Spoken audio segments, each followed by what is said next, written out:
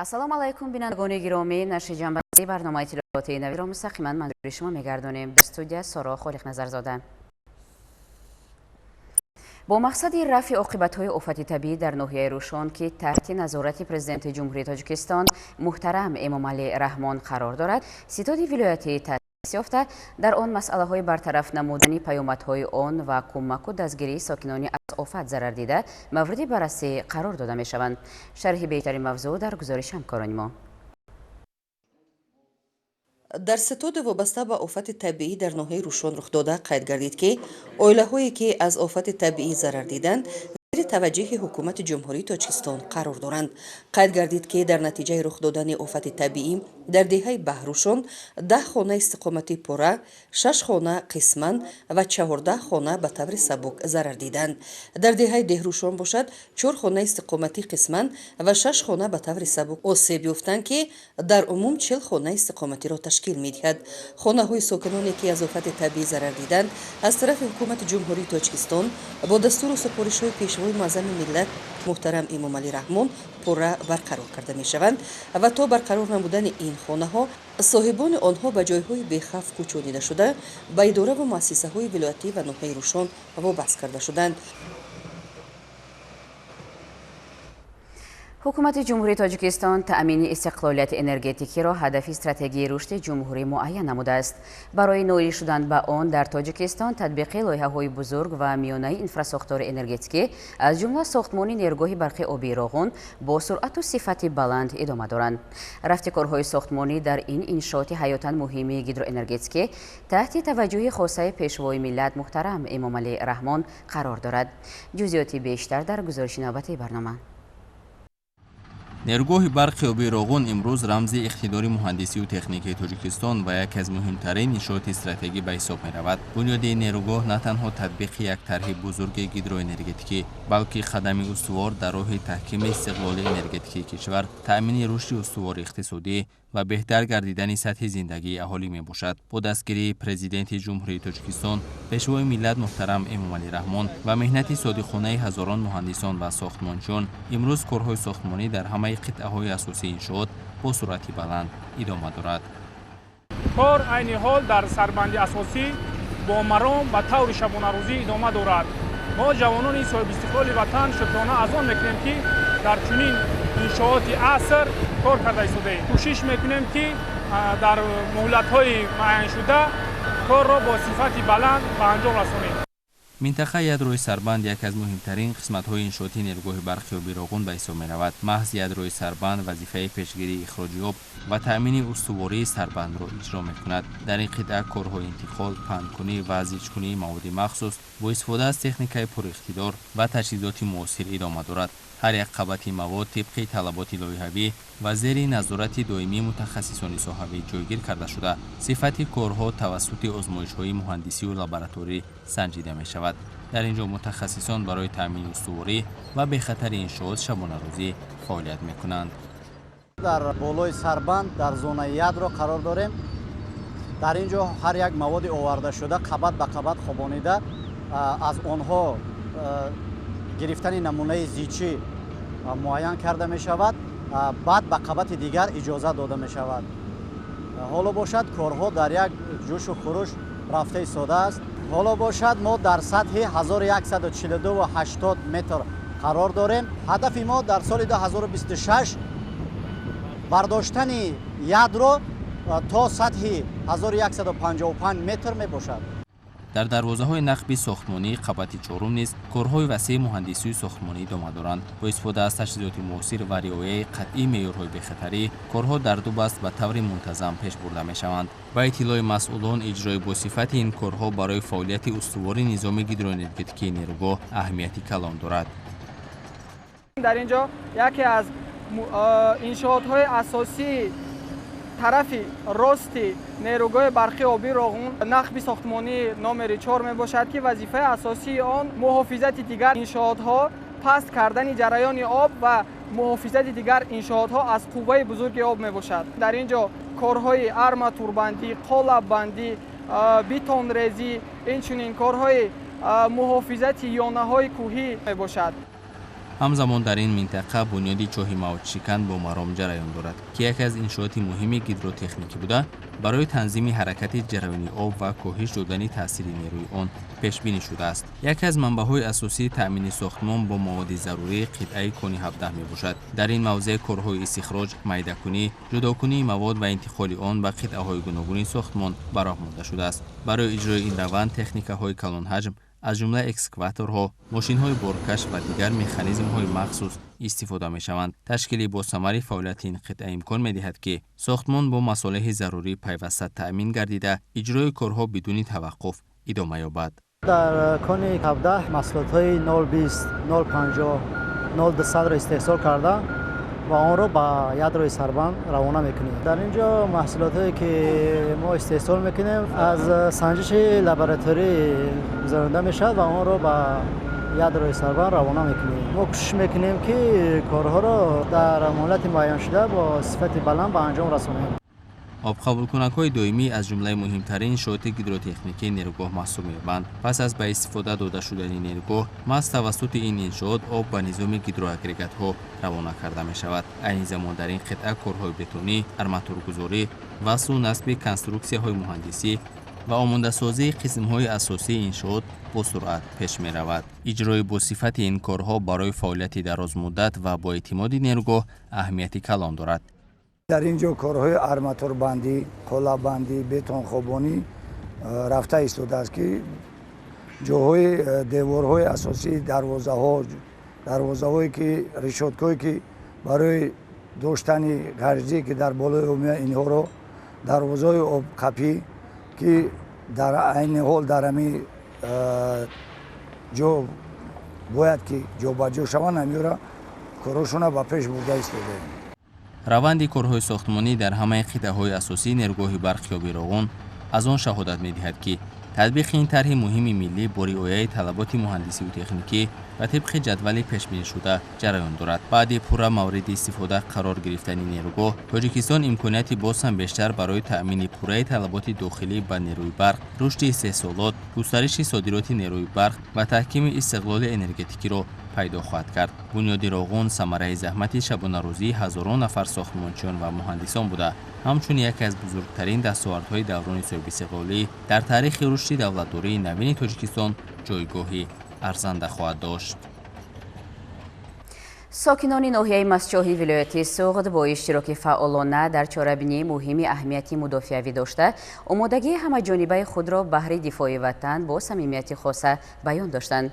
رهبریت وزارت مدافعه ضمن شناسایی پوره به هر یک اشتراکچی اهمیت چاره‌بینی مذکور را فهمانیده، آنها را به دفاع همیشگی وطن دعوت نمودند.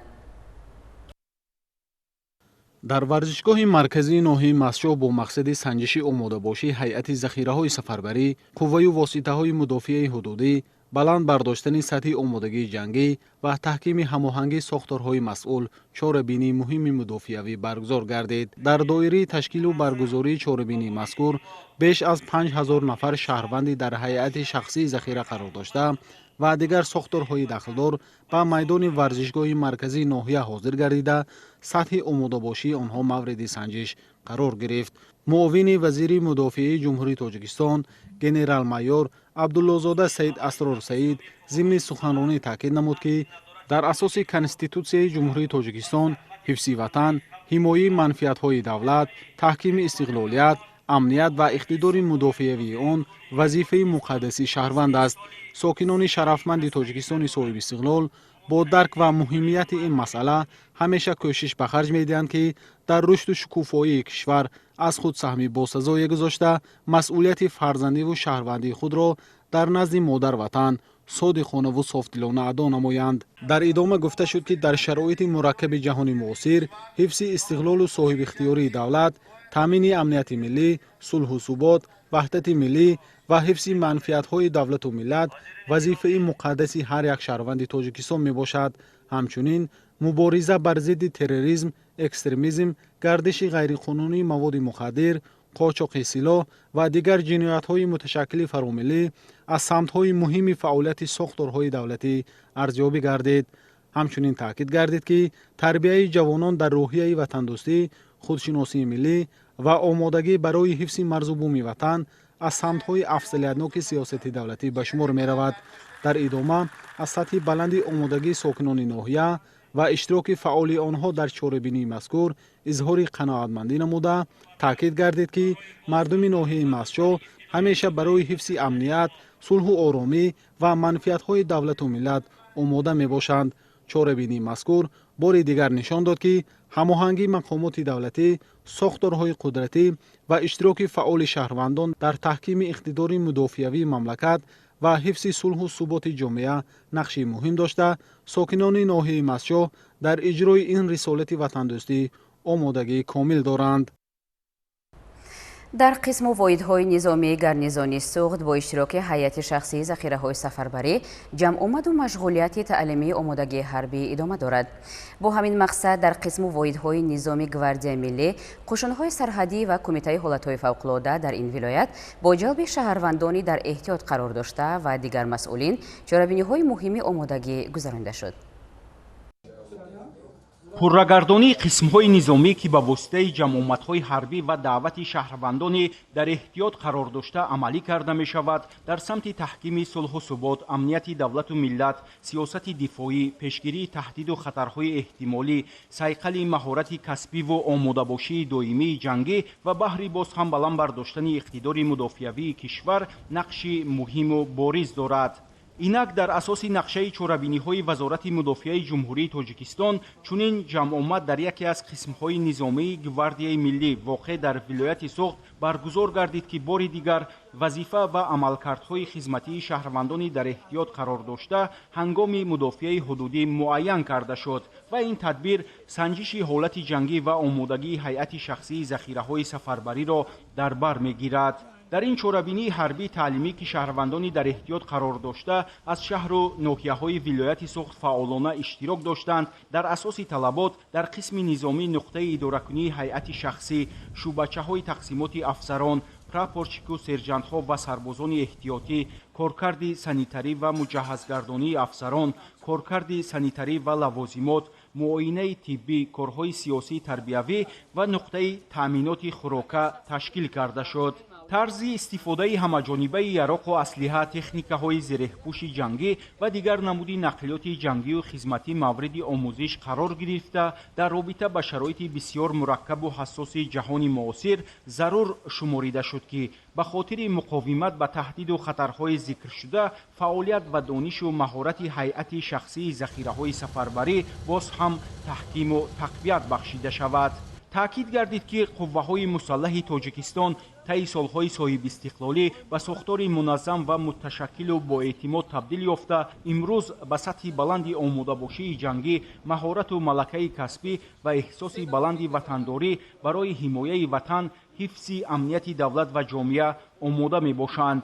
سپس شهروندان در احتیاط قرار داشته در قسم نظامی در هیئت راته‌های تعیین گردیده صف آراستند و پهلو به پهلوی هم قرار گرفتن آنها شبیه یک دیوار بزرگ دفاعی در این گوشه زیبای تاجیکستان بود. هیئت فرماندهی گواردیای ملی از نتیجه‌های خوب و نظررسی به دست آمده در رفت پررگردانی قسم نظامی اظهار قناعتمندی نموده این همه اتحاد و سرجمعی را نشانه عالی صداقت به خلق و وطن و قدرشناسی شخصانی در احتیاط قرار داشته از زحمت و تلاش‌های پرزیدنت جمهوری تاجیکستان، پیشوای ملت، سرفرمانده عالی قوه‌های مسلح گنرال ارتش محترم امامعلی رحمان ارزیابی کردند. تأکید گردید که افزایش گرفتن ضدیت و اختلاف‌ها و دیگر عمل‌های نامطلوب در جهان معاصر شهروندان یا خود ذخیره و قوه‌های احتیاطی ارتش ملی را وادار می‌سازد که همیشه با دانش و جهانبینی سیاسی و روح متین و اراده قوی در حالت آماده باش قرار داشته باشند. حکومت جمهوری تاجیکستان به مسئله تقویت اقتدار صادراتی کشور دقت مخصوص روانه کرده است. همین است که همساله مول استحصال کنندگان تلاش میکنند که صادرات محصولات گوناگون را وسیع به راه مانند و به این وسیله درآمدناکی خود را بیشتر سازند. گزارش از شهر اصفره. در شهر اصفره 12 کارخانه به کارکرد میوه خشک مشغول بوده. برای زیاد نمودن حجم صادرات و استفاده تکنولوژی نو تدبیرهای ضروری اندیشیده می شود. جمعیت داروی مسئولیتش محدود آرا دوام 6 ماهی سال روان از میوه‌های شهرداری تاجیکستان و مبلغ عمومی بیش از 13 میلیون و 416 هزار سومانی محصولات استحصال نموده است که این محصولات از لحاظ اکولوژی تازه در بازار داخل و خارج طلبات زیاد دارد. مسئولین جمعیت اطلاع دادند که میوه خشک با بندوبست زمانوی که در خارج از کشور به این محصولات طلبات بیشتر است صادرات کرده می شود. باید تذکر داد که کارخانه صنعتی کارکرد و بندوبست میوه خشک اشیای خام را از تمام منطقه‌های جمهوری طریق شرطنامه دسترس می‌کنند. در این راستا صنعتچیان برای در آینده باز هم وسیع نمودن دایره فعالیت، زیاد نمودن نامگوی محصولات استحصال شونده، واردسازی دستگاه تجهیزات موثر و بلندبرداری اعتبار تمغه استحصال تاجیکستان تدبیرهای علاوه‌ای می‌اندیشند. صنعتچیان اسفر عزم دارند که از حساب افزون نمودن حجم صادرات محصولات به خارجه در مستحکم نمودن موقع تاجیکستان و غنی ساختن بودجه دولت سهمی شایسته گذارند. در شهر ایسار کارهای آبادانی و سازندگی به استقبال جشن استقلال دولتی جمهوری تاجیکستان وسعتی تازه پیدا می‌کنند. در شهر نقشه چهاربینی‌ها بخشیده به این جشن ملی در مرحله انجامیابی قرار داشته. در دایره آن علاقه راه‌های اساسی و مرکزی شهر پورا اسفالت پوش گردیدند. کارهای آبادانی و سازندگی در شهر ایسار با سرعت بلند ادامه دارند و روز از روز سیمای ظاهری شهر زیبا و نظربا می‌گردد. در دایره همین اقدامات سازنده امروز راه‌های مرکزی شهر پورا اسفالت پوش گردیده برای ساکنان و مهمانان شرایط مساعد رفت و آمد فراهم آورده می‌شود. راه‌های جماعتی شهرک حصاری شهری حصار امروز با تشبث و دستگیری مقامات اجرایی حکومت دولتی شهر و سهم صاحبکاران محلی اسفالت پوش می‌گردند. کارهای راهسازی را در اینجا متخصصان صاحب تجربه ساحه انجام می‌دهند. در 6 ماه اول سال روان در دایره آمادگی‌ها به استقبال جشن 35 سالگی استقلال دولتی جمهوری تاجیکستان تا امروز در حدود جماعتی شهرک حصار زیاده از 4 کیلومتر راه پورا اسفالت پوش گردیده است. این اقدام به بهتر گردیدن حالت راه‌ها، بلند برداشتن سطح خدمت‌رسانی، تأمین حرکت بخطر و به راحتی واسطه‌های نقلیات و فراهم آوردن شرایط مساعد برای رفت و آمد ساکنان و مهمانان شهر مساعدت می‌نماید. طبق نقشه چهاربینی‌ها بخشیده به استقبال جشن 35 سالگی استقلال دولتی جمهوری تاجیکستان در حدود جماعتی شهرک حصار بنیاد از نوسازی 520 عدد انشاءات تعیینات گوناگون به نقشه گرفته شده است. تا امروز از این شماره علاقه 485 عدد آنها مورد استفاده قرار گرفته‌اند. مسئولان همه روزه جهت اجرای سریوقتی و با صفت کارهای آبادانی و سازندگی تلاش می‌ورزند تا که تا تجلیل جشن بزرگ ملی 35 سالگی استقلال دولتی جمهوری تاجیکستان تمام انشاءات به نقشه گرفته شده مورد استفاده قرار گرفته سیمای شهر و محله‌ها باز هم آباد و زیبا گردد و برای ساکنان شرایط مساعد زندگی فراهم آورده شود. بختیار قادرزاده، محمد علی حفیظوف از شهر حصار برای برنامه اطلاعاتی نوید. در دایره چهاربینی‌ها بخشیده به 35 سالگی استقلال دولتی جمهوری تاجیکستان تعمیر و منفجرگردانی راه گرد و اطراف نیروگاه برقی آبی سبزار، اینچنین راهی از تالار ماشین‌ها تا سربند نیروگاه و خرمگردانی گرد و اطراف سربند آغاز یافته است. در انشا تکنیکای کاری و سوزشواری اینچنین دیگر تجهیزات و مصالح ضروری پورا تامین بوده. کارگران در دو بست فعالیت دارند.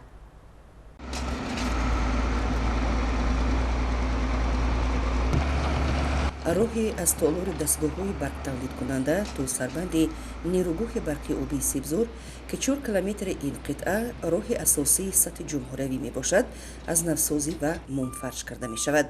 برای انجام دادن این کار تکنیک و تجهیزات درکاری و قوه کاری بسنده بوده کارهای تخت و هموار کنی راه جریان دارد.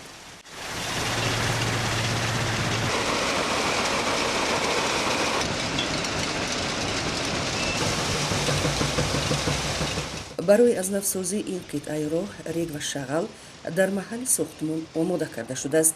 Коргарон дар суҳбат қайд намуданд, ки то ба имрӯз ҳамворсозӣ, бартараф кардани чуқуриҳо ва шакли додани сатҳи роҳ, паҳн кардани қабати рек, рехтани шағал бо ғафси мувофиқ ба анҷом расонида шуданд. Бо истифода аз техникаи фишурдасоз барои мустаҳкам кардани қабатҳои регу шағал корҳо идома доранд. ҳамзамон корҳои марҳилаи аввали хӯрамгардонӣ, омода намудани сиёҳхок барои шинондани гулу буттаҳои ороишӣ дар мавзеи гирду атрофи сарбанди нерӯгоҳи барқи обии Себзор оғоз ёфтанд. дар оянда ин сарбанди нерӯ як ҷои зебо мешавад, ки дар оянда ин фахри сокинони ҳамин ноҳия мешавад, ки дар инҷо як базебие мешавад, ки сайёҳоне ки инҷо мегузоранд, ин барои ваё як тамошоҷоҳ мешавад. طبق لایحه خرمگردانی در سربند نیروگاه برقی آبی سیبزار مکان زیبای و تماشاباب برای استراحت و فراغت بنیاد می‌یابد. بخشیده به جشن 35 سالگی استقلالی دولت جمهوری تاجیکستان در فرودگاه ناحیه رشت ساختمان بینای نو آغاز گردید. فرودگاه ناحیه رشت انشاءاتی مهم استراتژی منطقه به شمار رفته. بنیاد بینای نو آن در بلند برداشتن سطح خدمت رسانی، فراهم آوردن شرایط معاصر فعالیت کارمندان و قبول و گسیل مسافران نقش اساسی دارد.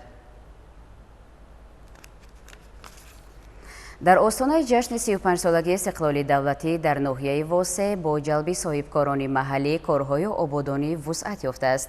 در دهه کدوچی بینای مرکزی سلامتی پورا تعمیر شد و در دهه حاج غلطان باشد ساختمان بنگاه نوی طبی آغاز گردید.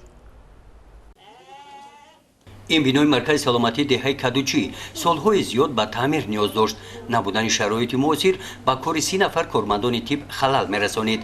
با پیشنهاد جماعت دهاتی باباشاهیان و تشبث صاحبکاران محلی در دایره آمادگی به 35 سالگی استقلال دولتی جمهوری تاجیکستان بینای مذکور پورا تعمیر و ترمیم گردید. امروز اینجا همه شرایط فراهم است. دیوارها رنگ و بار، فرش نو، سیستم گرمایدهی و آب تعمیر شده است.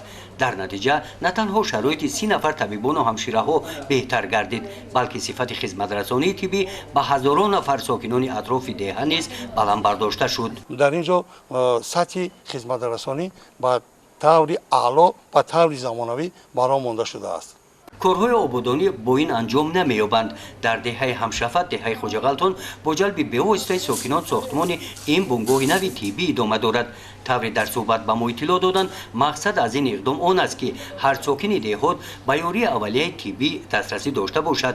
این تشبث نشان می‌دهد که وقتی که صاحبکار، مقامات محلی، حکومت دولتی و مردم یک جایه می‌شوند، نتیجه در جای خود نمایان می‌گردد.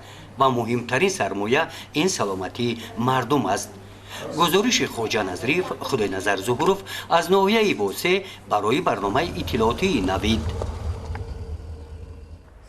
جهت پیشگیری آفت‌های طبیعی در دریاچه شورک ناحیه تاجیک‌آباد کارهای ساحل مستحکم کنی جریان دارد. تدبیرهای ساحل بندی از طرف اداره بهداشت زمین و آبیاری ناحیه انجام داده می‌شوند. جزئیات بیشتر در مطلب نوبتی برنامه. با مقصد پیشگیری خطر آفت‌های طبیعی، حفظ زمین‌های کشاورزی، منزل‌های استقامتی و راه‌های محلی در دریاچه شورک دهه گلریز ناحیه تاجیک‌آباد با جلب تکنیک‌های اداره بهداشت زمین و آبیاری ناحیه کارهای ساحل مستحکم کنی به راه مانده شده است. اما ساله در نتیجه بالاروی سطح آب دریا، خطر شسته شدن ساحل و آسیب دیدن شاهراه بین‌المللی به وجود می‌آید. طبق اطلاع مسئولین بعد انجام پروژه لایحه خطر آبخیزی و ویرانشوی ساحل کاهش یافته، امنیت خانه‌های استقامتی، زمین‌های کشاورزی و راه‌های محلی تامین می‌گردد. با دستگیری حکومت جمهوری تاجیکستان و آژانس بهداشت زمین و آبیاری نزد حکومت جمهوری تاجیکستان، مقامات اجرایی محلی حاکمیت دولتی ناحیه تاجیک‌آباد و با جلب تکنیک‌های اداره دولتی بهداشت زمین و آبیاری ناحیه این موضع سه لایحه دهه گلریز را کارهای ساحل مستحکم کنی گزارنده ایستاده‌ایم و کارها در این سمت ادامه دارند. امروز در این موضع با جلب تکنیک‌های پرتدار کارهای ساحل مستحکم کنی ادامه داشته بهر برطرف نمایی آفت‌های طبیعی چراغ‌های پیشگیری کننده اندیشیده می‌شود. در قطعه‌های مذکور که خطر آمدن سیل وجود دارد با استفاده از سنگ و شغل پیش مجری‌های دریا گرفته می‌شود. تدبیرهای پیشگیری کننده امکان می‌دهد که در حالت‌های بارشات زیاد خطر آمدن سیل در موضع‌های مذکور برطرف کرده شود.